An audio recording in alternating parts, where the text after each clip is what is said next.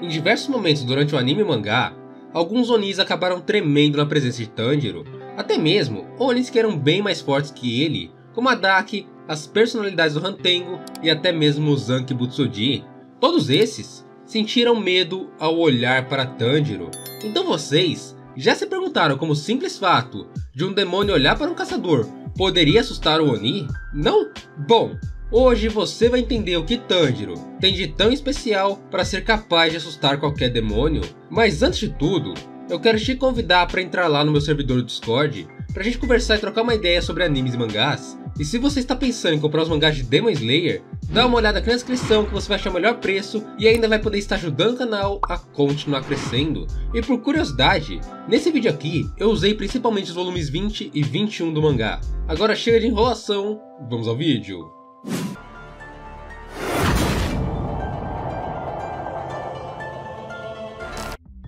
Para entendermos todos os traumas dos Onis em relação ao Tanjiro, temos que voltar muitos e muitos anos no passado, cerca de 500 anos atrás, antes da história principal do anime, quando nasceu um garoto chamado Yorishi Tsugikuni. Esse menino era alguém extremamente estranho. Ele nasceu com uma marca incrivelmente chamativa em seu rosto, como se fosse uma grande cicatriz, e não falou uma única palavra até seus 7 anos. O garoto parecia ser alguém inexpressivo, ele não demonstrava nenhuma expressão, e sua presença também era uma presença bem estranha. Na visão das outras pessoas, não era possível senti-lo se aproximando, e seu sorriso também só foi visto quando ele falou pela primeira vez. Apesar de ser extremamente ignorado por sua família, tendo apenas o sentimento de dó vindo de seu irmão e o amor de sua mãe, Yorichi se mostrou um prodígio monstruoso quando pegou uma espada pela primeira vez. Nessa ocasião, Yorichi segurou a espada e nocauteou o instrutor espadachim de seu irmão com apenas 4 golpes. Lembrando novamente que nessa época, Yorichi possuía apenas 7 anos, e esse fato acabou causando uma grande reviravolta na vida de Yorichi, que sem querer tomou a posição de herdeiro da família de seu irmão mais velho, Mishikatsu Tsugikuni. Mas não era isso que Yorichi queria. Então um dia após a morte de sua mãe, ele pegou suas coisas e simplesmente foi embora, abandonando assim a família de Tsugikuni. Depois que saiu de casa, Yorichi conheceu uma garota. O nome dessa mulher era Uta, e juntos eles cresceram e iriam ter um filho. Mas foi aqui que a tragédia aconteceu, e o nascimento do demônio do Rei dos Onis aconteceu para ditar o destino daqueles que assombram a humanidade ao anoitecer. Um mês antes do nascimento de seu filho, Yorichi foi procurar por um parteiro para se preparar para o nascimento. No caminho, ele acabou ajudando um senhor que estava com dificuldades por possuir problemas no coração. Quando Yorichi voltou para casa, já havia anoitecido, e assim que ele abriu a porta, seu futuro filho e sua esposa já não existiam mais dentro desse mundo. Um demônio havia tirado tudo de Yorichi. Após 10 dias abraçado com os corpos e em estado de choque, o Pilar das Chamas da época encontrou Yorichi em sua casa e o convenceu a se juntar à organização de caçadores para caçar demônios com ele. Em pouco tempo, Yorichi introduziu os pilares da época ao conceito de respirações, e assim surgiram as respirações das chamas, pedra, água, trovão, vento e lua. Agora armados com técnicas de esgrima e respirações, os caçadores conseguiram ter um grande número de vitórias contra os demônios de Kibutsuji, e Yorichi acabou rapidamente tendo um encontro pessoal com Muzan. O Rei dos Onis estava com a guarda baixa e subestimando o caçador que estava bem em sua frente. No início do combate, Yorichi deixou sua lâmina preta na cor carmesim, com apenas o aperto firme de seu pulso.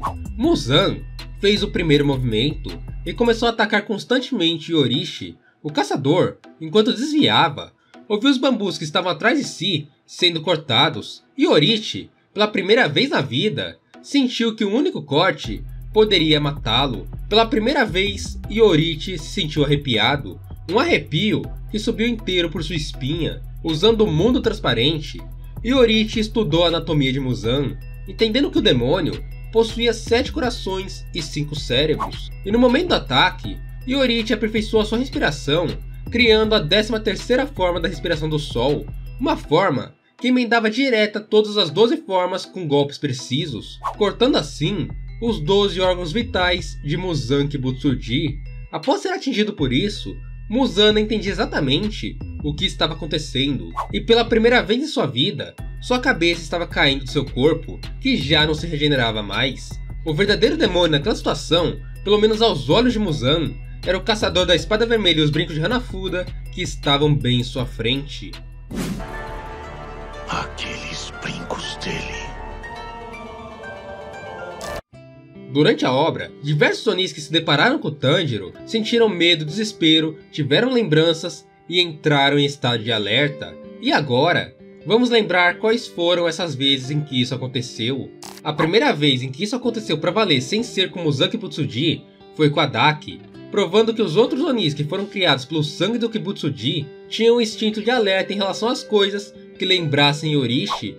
Assim que Daki viu Tanjiro questionando o valor da vida para ela, com seu tom, sua expressão, seus brincos e sua respiração, sua visão ficou turva, e as memórias de Muzan lutando com Yorishi vieram à tona em sua mente, deixando a Oni em estado de alerta sobre algo perigoso que estaria para acontecer. Isso ocorreu no capítulo 81 do mangá de Demon Slayer.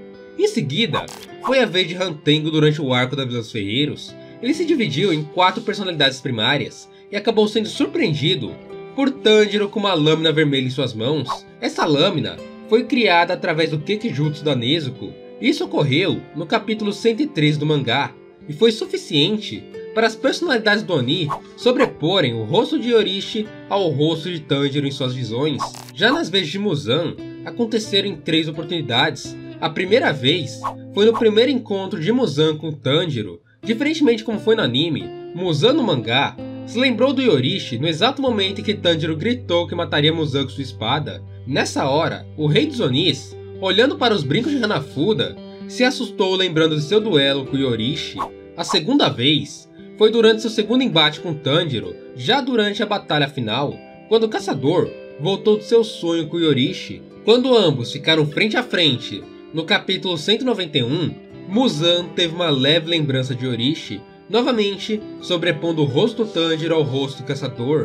A terceira e última vez ocorreu no capítulo 192, quando Tanjiro começou a executar a 13ª forma da respiração do sol, quando fez Muzan Kibutsuji simplesmente ver o espírito e o fantasma de Yorishi bem em sua frente.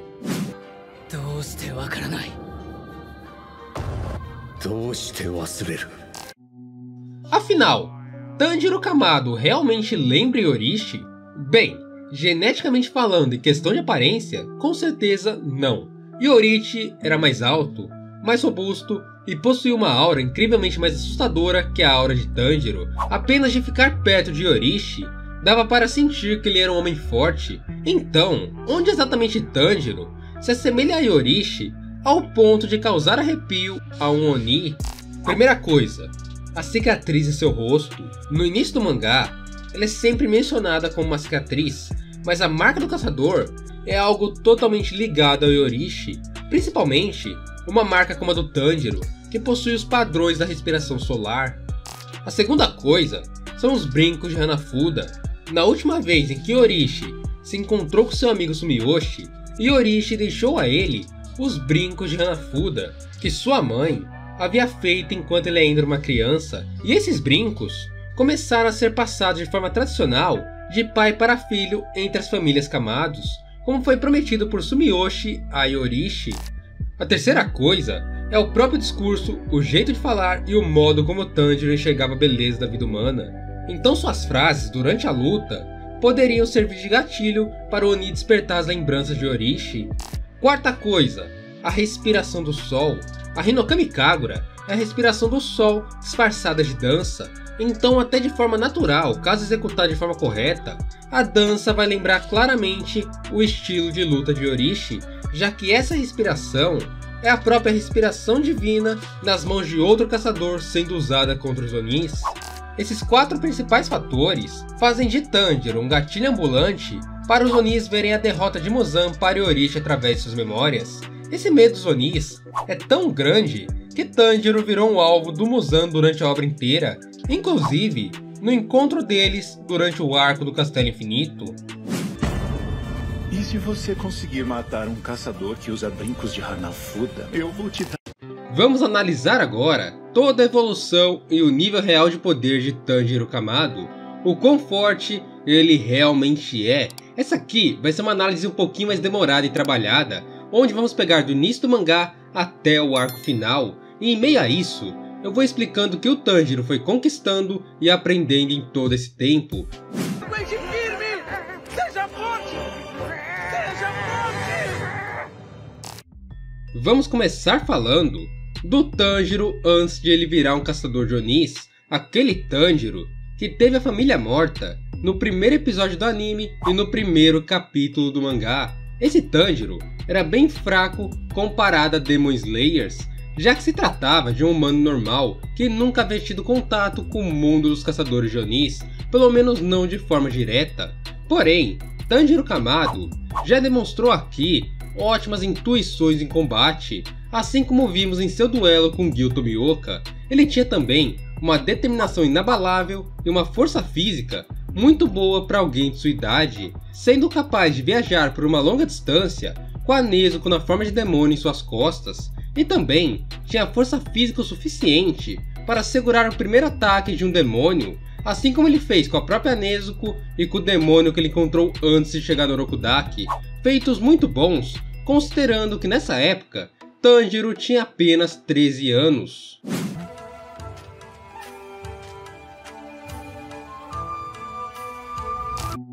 Depois que se encontrou com o Orokudaki, Tanjiro passou por um grande treinamento por mais de 2 anos e se fortaleceu fisicamente de maneira bastante impressionante, ganhando a força de um verdadeiro Demon Slayer. Tanjiro também aprendeu o básico das técnicas de respiração com o próprio Orokudaki, mas foi com Makome Sabito que ele conseguiu fazer tudo isso na prática, dominando até a 10ª forma da respiração da água. Tanjiro também, por causa de seu olfato apurado, ganhou uma técnica chamada de fio de abertura, onde pelo cheiro ele consegue encontrar aberturas na defesa de seu adversário.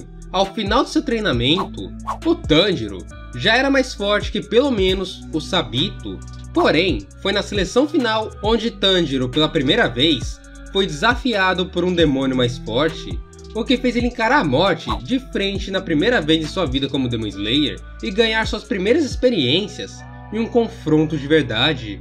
Ao fim desse arco da seleção final, Tanjiro já estava no nível de um Demon Slayer recém-aceito na organização de caçadores.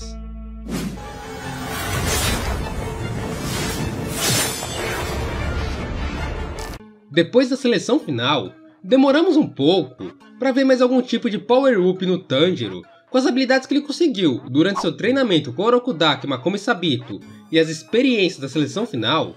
Tanjiro Kamado foi capaz de matar um Oni que usava Kekijutsu, 2 Onis candidatos a Kizukis e um ex-Kizuki que usava Kekijutsu de manipulação de espaço. A chamada cicatriz que ficava na testa de Tanjiro também já havia mudado seu formato de forma misteriosa, mas ainda nenhum sinal de que aquilo ali viraria algo maior. A próxima vez que Tanjiro evoluiu sua habilidade foi em seu confronto com a Lua Inferior 5. O Rui, após encurralar nosso caçador, fez com que Tanjiro se visse de novo de frente com a morte, e olhando para seu passado, Tanjiro se lembrou de uma tradicional dança de sua família que seu pai fazia todo início de ano, a Hinokami Kagura. Com a dança do Deus Sol, ou a chamada dança do Deus do Fogo, Tanjiro conseguiu evoluir ao ponto de lutar por alguns segundos de frente sem morrer com a Lua Inferior 5, ou um dos 12 demônios mais fortes da obra. Infelizmente, ele não conseguiu ganhar, mas já foi uma grande experiência e um grande feito por parte de um caçador que ainda era um caçador iniciante, e agora Tanjiro já não era mais rank Mizunoto. Nesse momento aqui, ele já tinha ganhado uma grande expectativa da organização de caçadores sobre ele, principalmente de Kagayo Buyashiki.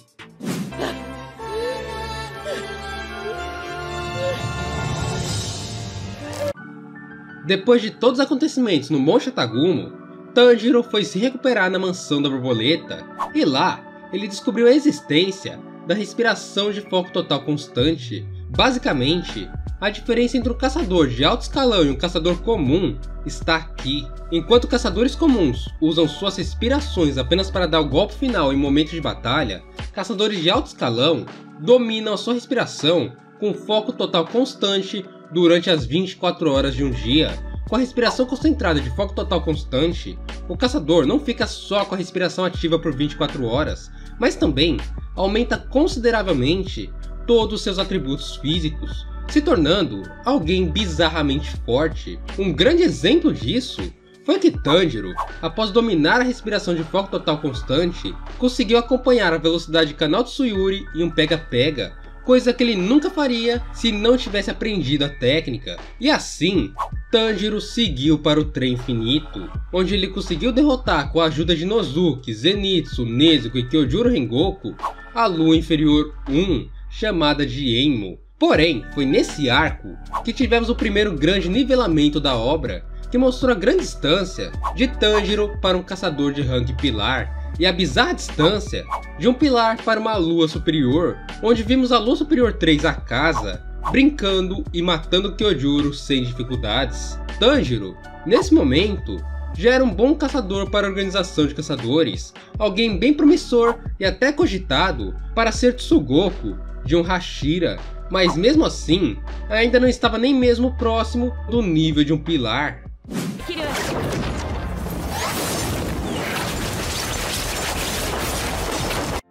Depois do Trem Infinito, Tanjiro teve novamente que se recuperar na Mansão da Borboleta e teve mais algumas sessões de treinamentos intensos. Quando vemos ele no arco do Distrito do Entretenimento, vemos um Tanjiro um pouquinho mais maduro e com a experiência de ver alguém muito forte morrendo diante de seus olhos. O uso da Hinokami Kagura também foi aprimorado pelo Tanjiro e agora ele já conseguiu usá-la de forma mais eficaz em batalha. Nesse arco, ainda tivemos a genialidade do Tanjiro sendo mostrada quando ele misturou a dança do Deus do Sol com a respiração da água, criando como se fosse uma terceira respiração, mesclando as duas. E nesse momento, Tanjiro já estava tão forte ao ponto de conseguir lutar de frente e quase matar uma lua superior como a Daki.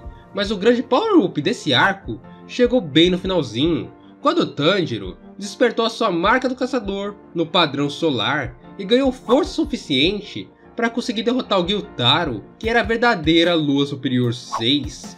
Depois disso, temos mais treinamento e a recuperação do Tanjiro com a ida na Vila dos Ferreiros, onde temos primeiramente o despertar de uma nova habilidade. Você lembra do fio de abertura que eu falei lá no começo?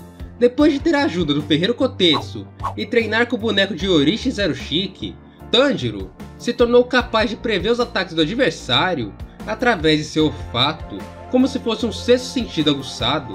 Durante esse treinamento, Tanjiro foi capaz de derrotar as 4 personalidades primárias do Hantengo e utilizar a Hinokami Kagura de forma praticamente dominada, com golpes fortes e também com pouco desgaste físico. Ainda nesse arco da Vila dos Ferreiros, Tanjiro Kamado alcançou por um curto período de tempo o Mundo Transparente, um território divino que faz seu usuário ver através do corpo de seu adversário. Porém, Tanjiro conseguiu acessar esse mundo apenas por poucos segundos e também não conseguiu dominá-lo aqui. E novamente, só para lembrar, nesse arco ele reativou a sua marca do caçador no padrão solar. Ao fim desse arco, Tanjiro não tinha o nível de pilar ainda, como ficou claro depois que a Mitsuri Karoji entrou no combate com o Zohakuten. Porém, nesse momento aqui, Tanjiro já estava muito próximo de se igualar, pelo menos a uma lua inferior tranquilamente. Após o arco da Vila dos Ferreiros, a Nezuko venceu o Sol, e a organização de caçadores resolveu se preparar para uma verdadeira guerra contra o Rei dos Onis, ou contra Muzan Butsuji.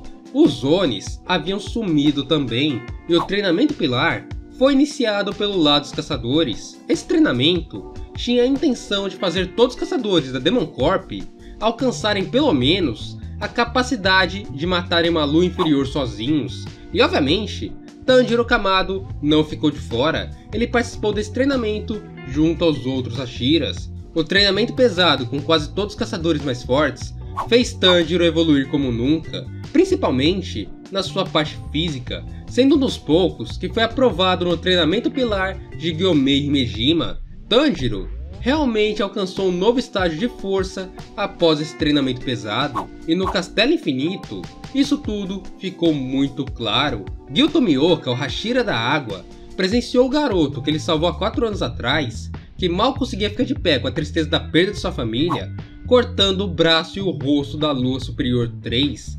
Pela primeira vez aqui, vemos que Tanjiro Kamado chegou ao nível de um pilar que foi descrito por Kyojuro Rengoku ainda no Trem Infinito. E você se engana se você acha que esse nível de poder parou com tudo isso. Com a marca do Caçador despertada, Tanjiro foi capaz de alcançar o mundo transparente, dessa vez de forma consciente e se mantendo dentro desse mundo. Ele também estava muito mais experiente no uso da Hinokami Kagura e lembrou-se de um ensinamento que seu pai passou para ele quando era criança sobre a ocultação de presença, e assim Tanjiro se tornou o primeiro Demon Slayer a lutar no mesmo estilo do Demon Slayer mais forte, ou Yorishi Tsugekuni. Mas obviamente, ele ainda não estava nem mesmo próximo do nível de Yorishi, por isso acabou sendo ferido por Muzan Kibutsuji ao ponto de ficar próximo da morte. Depois de sua suposta morte, Tanjiro viu o passado e as mágoas do primeiro usuário da respiração do sol. Tanjiro ouviu através das memórias de Sumiyoshi Yorishi contar sobre seu passado, sobre Muzan e sobre a sua respiração do sol, além de presenciar uma demonstração prática de Yorishi sobre como funcionaria a 13ª forma da respiração solar. Após ver tudo isso voltar à vida, Tanjiro estava cego de um olho, com hemorragias e muitas, mas muitas fraturas. Mas ainda assim, quando ele voltou da morte, ele voltou como um caçador completamente diferente, surpreendendo a todos quando salvou Kanao Tsuyuri de Muzan cortando o braço do rei dos Onis. Tanjiro aqui se demonstrou capaz de executar a respiração do sol e sua 13ª forma, junto ao mundo transparente, a lâmina vermelha feita através de seu próprio punho, a marca do caçador e a ocultação de presença em um único combate. E com tudo isso sendo usado, Tanjiro conseguiu segurar o Muzan por mais de 13 minutos, sem a ajuda de ninguém, 13 minutos seguidos lutando com o rei dos Onis, superando assim todos os caçadores de nível Hashira de uma única vez, mesmo estando nerfado. Agora como caçador, Tanjiro era o segundo Demon Slayer mais forte da história, abaixo somente de Yorishi Tsugekuni. Agora por fim, vamos falar do Tanjiro Demon King. Apesar de termos poucas demonstrações de poder, esse foi o auge de uma criatura dentro do mundo de Demon Slayer. Tanjiro, de acordo com Muzan Kibutsuji, se tornou o demônio perfeito, o demônio que herdou suas técnicas e que superou o sol, podendo usar a mesma respiração que Yorishi.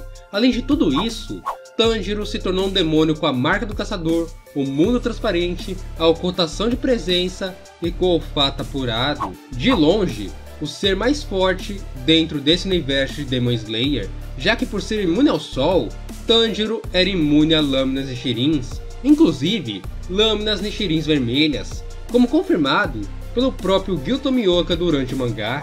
Era literalmente impossível matar o Tanjiro Demon King, já que, como descrito no databook, Muzan poderia facilmente decompor o veneno de Tamayo se tivesse só um pouquinho de tempo, e como Tanjiro Oni herdou a força do Muzan, ele também poderia facilmente fazer o mesmo. Enfim, Tanjiro Demon King com certeza foi o ser que superou todos os limites que até Onis como Muzan poderiam alcançar, e esse foi o maior nível de poder que Tanjiro Kamado demonstrou dentro do mangá de Demon Slayer. Durante o mangá de Demon Slayer, temos dois auges claramente demonstrados: o auge humano, representado por Yorishi Tsugekuni, que é o Demon Slayer mais forte da história, e o homem que chegou mais próximo de matar Muzan Kibutsuji sozinho, e o auge de um Oni, representado pelo demônio perfeito de Tanjiro Kamado. Afinal, em um embate, qual dos dois auges é o mais forte? E principalmente, qual deles se sairia vencedor? Então agora, vamos questionar, analisar e chegar a uma conclusão. Aqueles brincos dele. Vamos começar falando sobre os poderes e habilidades de Yorishi Tsugekuni e Tanjiro Demon King.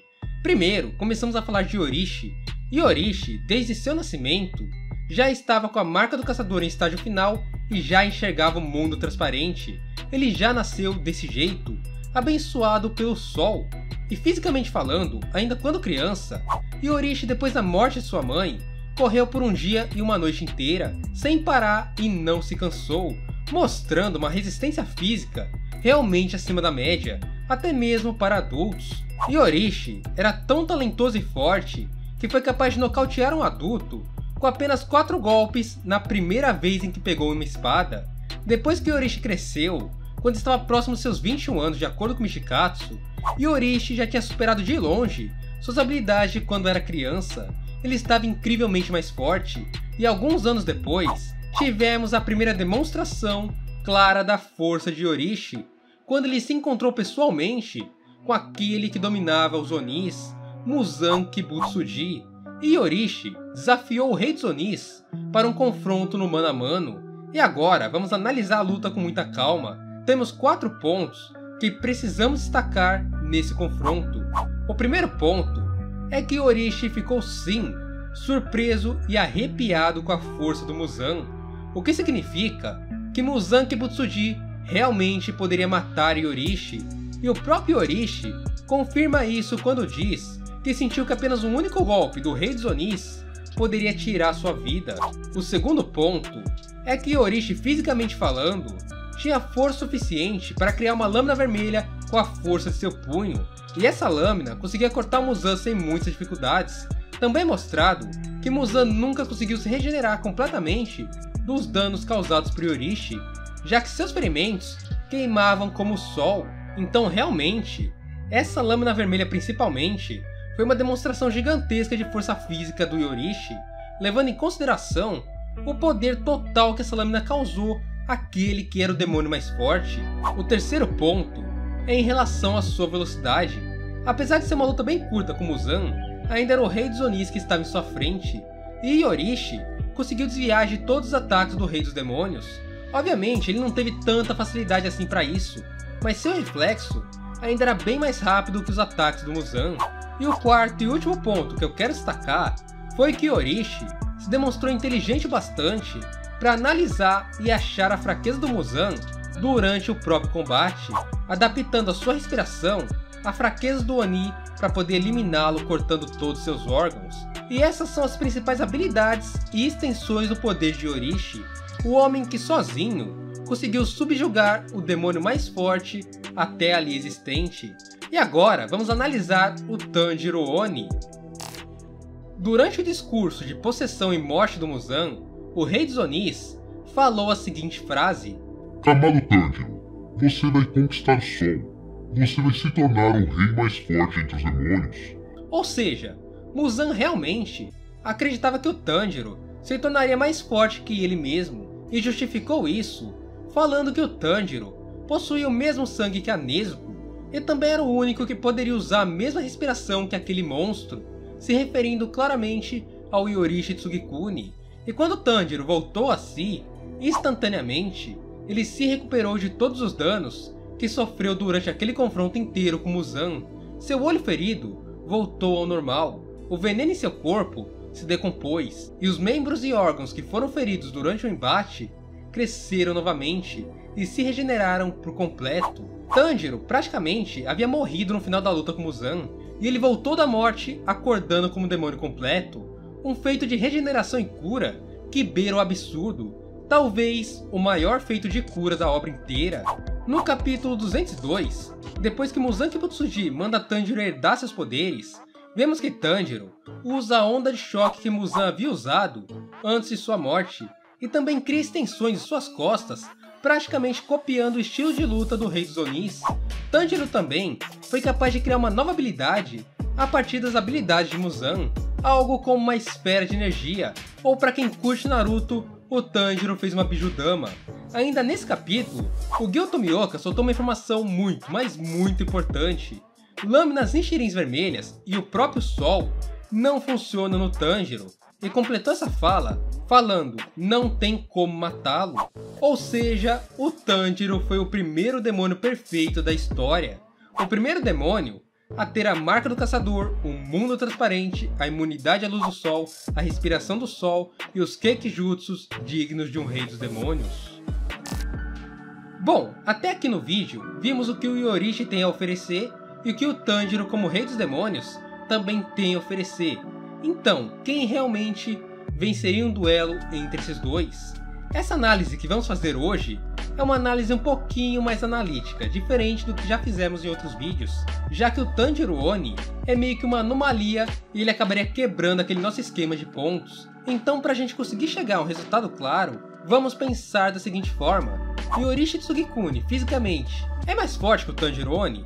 A resposta é sim, ele é mais forte. Afinal, Tanjiro, assim como Muzan, é um demônio que sempre está em seu auge, ou seja, o poder de um equivale ao poder do outro. Se Yorishi foi forte o suficiente para ser mais veloz que o Muzan, ele provavelmente também seria mais rápido que o próprio Tanjiro Oni e possivelmente não encontraria problemas em cortá-lo. Mas é nesse momento que temos a variável que define quem seria o vencedor do confronto. Tanjiro, como Oni, venceu o Sol. E assim como foi confirmado por Gyuto Mioka, Muzan e Yoshiro, seria impossível derrotá-lo. Ele era um ser realmente imortal. E Yorishi, acima de tudo, ainda era um humano. Ele poderia lutar até por 30 dias seguidos. Não mudaria o fato de que lâminas de Shirins vermelhas ou lâminas de Shirins normais não fariam efeito no Tanjiro Demon King. Assim, o resultado final seria uma vitória absoluta do Tanjiro Demon King, não por força, não por velocidade, não por experiência, não por determinação, mas puramente por resistência física. Um único requisito que desequilibra o combate de maneira surpreendente, justamente para o lado do demônio. E só como uma informação extra, o único que conseguiria matar o Tanjiro Oni seria o próprio Muzan Kibutsuji, justamente pela extensão do poder dele ser equiparada ao do Tanjiro e pela absorção que ele poderia fazer com o Tanjiro Oni absorvendo ele em um duelo mano a mano. E você realmente acha que está em posição de pedir pelo meu sangue? Você é mais... Bom pessoal, espero que vocês tenham gostado dessa análise e eu quero saber a sua opinião. Deixa lá aqui nos comentários com a hashtag Muzan que eu vou estar lendo e dando coraçãozinho. Obrigado por chegar até aqui, te espero no próximo vídeo, um beijo, abraço e falou!